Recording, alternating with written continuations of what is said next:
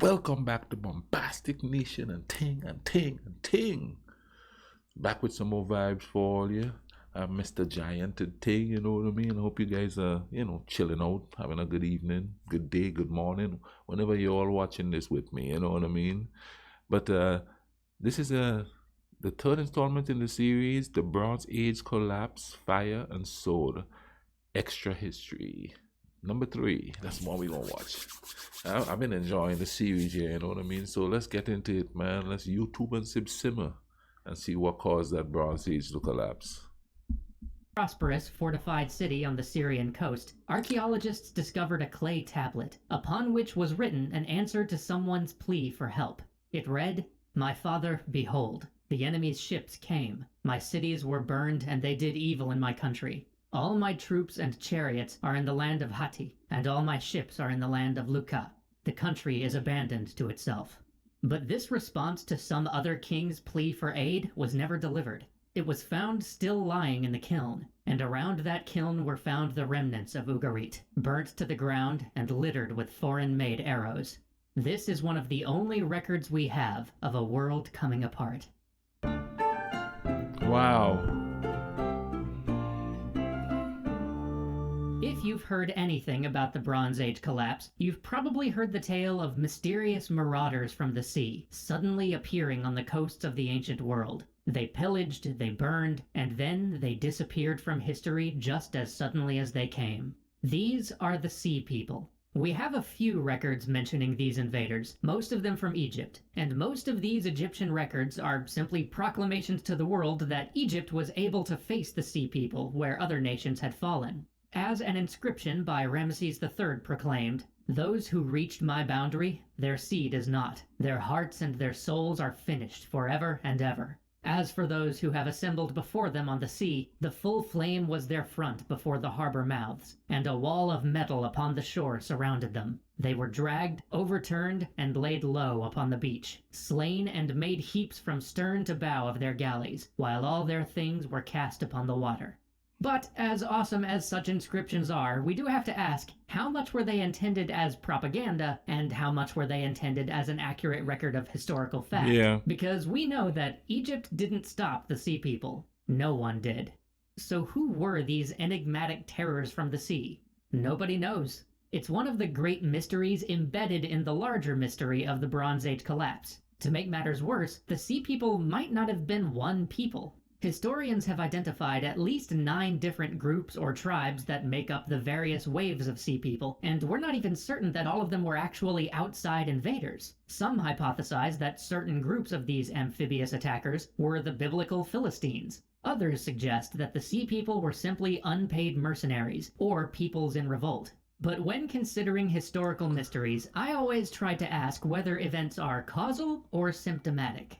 Were the Sea People the reason for the Bronze Age collapse, or merely a symptom that made it worse? Let's look at what I think are the 2 broad possibilities. 1, that the Sea People were invaders from outside the core Bronze Age kingdoms, or 2, that the Sea People were made up of factions from inside the Bronze Age kingdoms, moving about as armed groups. Let's consider the first possibility. In this case, there would have had to be a reason that all of these mysterious people took to the sea and decided to attack what in the past had seemed like strong and defensible kingdoms. Something must have displaced them, and something must have convinced them that they could win this fight. This implies to me that the Sea People were symptomatic to the Bronze Age collapse, that some other cause drove them to attack, and that something else had to have weakened the Bronze Age kingdoms before they got there. So what about the other possibility? If the Sea People came from within the Bronze Age kingdoms, as either mercenaries or people in revolt, then we have to ask ourselves, why did they revolt now? These societies had existed under fairly consistent conditions for thousands of years, so what led people to rise up right then? Well, either the kingdoms were in a weakened state, giving the people reason to think that they could overthrow them, or the people's own situation had deteriorated to such a point that they believed the gamble was worth it. Either way, it again implies that some other event started the decline before the Sea People started to arrive. The lesson here? If history teaches us anything, it is this: always pay your mercenaries. It's crazy.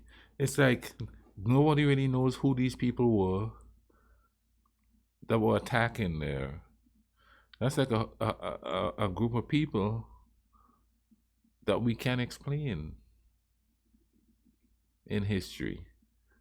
Because think about it, if it's sea people, most of the stuff that they will have that would preserve the history is probably sinking or sunk. But then you would have to think that they live somewhere on some land. But then you can't get artifacts on the ocean to correlate with artifacts from different parts of the land. Wow. But I mean, I wonder how many groups of people have come and went that we don't know existed. How many of them were turned into mythological creatures and peoples and stuff like that? You know what I mean? That just make you think, the sea people, that's all we know them as. Oh, and maybe don't invade Russia because that never seems to work. Really, though, what I take away from this is that while the Sea People may have hammered the final nail in the Bronze Age coffin, we have to look elsewhere for the root cause. But before we can do that, there is one other hypothesis that we have to discuss, which is that the Sea People came bearing iron, that they had a technological advantage which allowed them to sweep aside the Bronze Age kingdoms. In this scenario, regardless of their motivation, they really would be the root cause for the Bronze Age collapse. Now, this was once a popular theory, but as our ability to date things has improved, it seems to have been largely disproven. There are some iron artifacts dating back to the period of the collapse, but it wasn't until 200 or 300 years later that we really start seeing iron being used on any sort of mass scale. So it seems pretty unlikely that the Sea People won by bringing iron weapons with them, or, as was once speculated, by procuring vast amounts of iron weapons in their initial attacks on the Hittites, and then using those to crush the surrounding kingdoms. So what does that leave us? Well, natural disaster is always a possibility, and there is evidence of natural disasters happening in the region around this period. But there had been natural disasters before, too, and we actually have a very well-established archaeological pattern for what happens when natural disasters strike civilizations in history. The disaster happens, a bunch of stuff breaks, and then people rebuild and life returns to normal. It's pretty consistent. But in the Bronze Age collapse, people just didn't rebuild. The cities we found that got leveled, for whatever reason, they just were not rebuilt. Instead, we start seeing new pockets of civilization appearing on mountaintops or secluded regions far away from the sea. This implies to me that while natural disasters may have contributed to the chaos of the collapse, they weren't the root cause. And judging from the locations that society appeared to retreat to, it seems that those who survived were far more afraid of the Sea People than they were of nature's whims. So what about disease then? What if some sort of plague weakened these civilizations? Well, again, there is some evidence for disease in this period, but it seems to be a result of the collapse rather than the cause of it, happening after the fact and worsening the result. Which leaves us with the last possible sweeping cause: famine.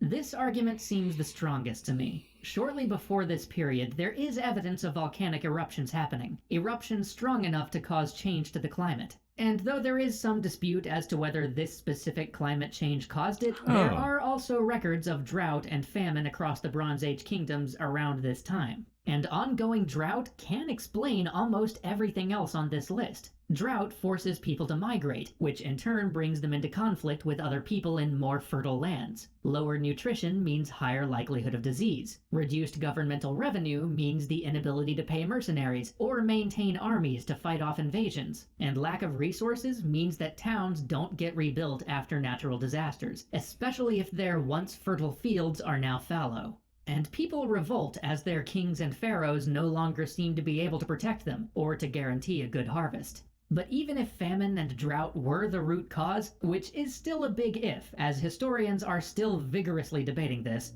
why was the collapse so complete? Why did it lead to a dark age that took humanity centuries to pull itself out of? Join us next time as we talk about the theory of systems collapse, and how all of these pieces might fit together to create the end of an age. Oh yeah, I want to watch the next one of this. I'm looking forward to this. There's a theme here. Rome collapsing, the Roman Empire collapsing, the Bronze Seal. What am I watching here now? You know what I'm saying? But I'm going to put a link in the description for this video. Go check it out, the ting and ting, you know what I mean? See where I go on there. And also, man, thank you all for watching this with me. All right, take care of each other. Cool runnings.